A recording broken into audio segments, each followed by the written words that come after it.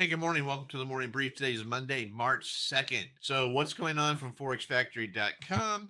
Not much. 9:45, we've got final manufacturing PMI, 10 a.m., ISM manufacturing PMI, and ISM manufacturing prices. And guess what? That's it. That's all we've got today as scheduled news. However, the market is by far being influenced by uh, geopolitical, political actions that are happening as we speak. Over the weekend, Iran and the U.S. and Israel all got into a major scuffle where the U.S. and Iran is bombing. I'm sorry, and Israel is bombing Iran, and they have assassinated the supreme leader, supposedly, as well as some of the command chain in Iran. And this continues as we speak.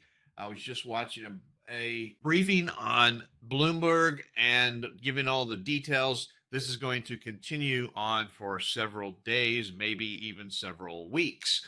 And as always, war is a big deal. And so the market will be very, very news centric today. And because that news is not scheduled, I am dropping down to the micro contracts to limit my risk. And I will also be using much tighter stops in that once a direction is, there's going to be a lot of panic buying and panic selling that's going to jerk the market around all day long as news comes in from Iran. So that is the way it's going to be today. So moving on, taking a look at the daily chart, you can see there's the close on Friday. There's the gap down. We went down, up, back to where we started.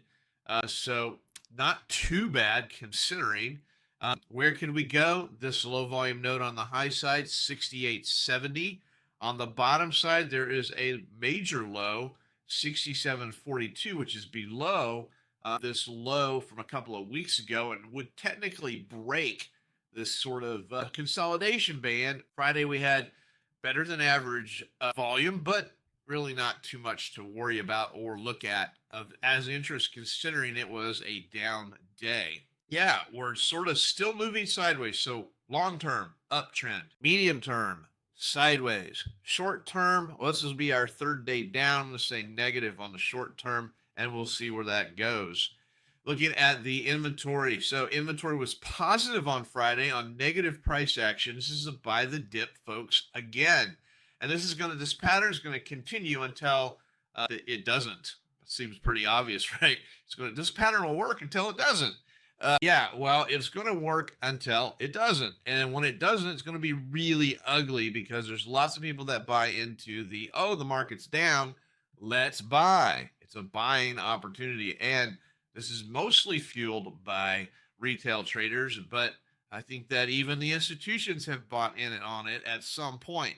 Now, whether this will continue, I don't know, but I suspect when it doesn't, it's going to be very, very, very ugly. That being said, you can see here's the gap down, and we're very close to the gap, the overnight open, and we'll just have to wait and see how it pans out. And we're going to be very geopolitical related today. Everybody's going to be watching those headlines that come out in real time. So it makes it really difficult to trade when at any second a news event, a update can come through. So this is a day to be very, very cautious and to lower your size appropriately. What else is going on? Overnight action, 90 points. So that's what? Almost 5 times normal. Normal's about 20, 22, and we're at 90. So almost 5 times the normal volatility. Not unsurprising, but still very, very high. You can see here was the open over here, and we're very close to that open. So a lot of monkey business overnight.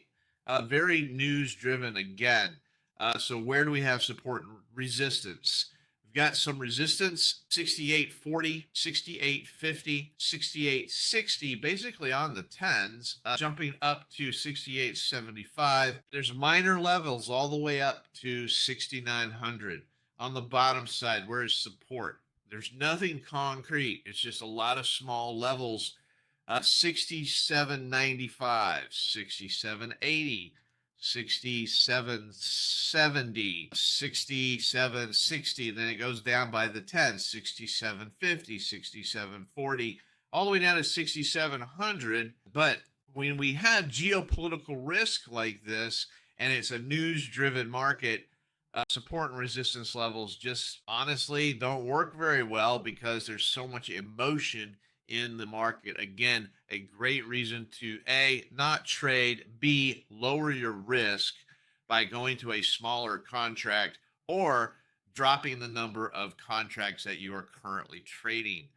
So that's my suggestion for today. Hope you have a great day. Remember to subscribe and like. Have a great day. We'll see you tomorrow. Hey, thanks for watching the morning brief. Check out my website for more information, oneononetrading.com.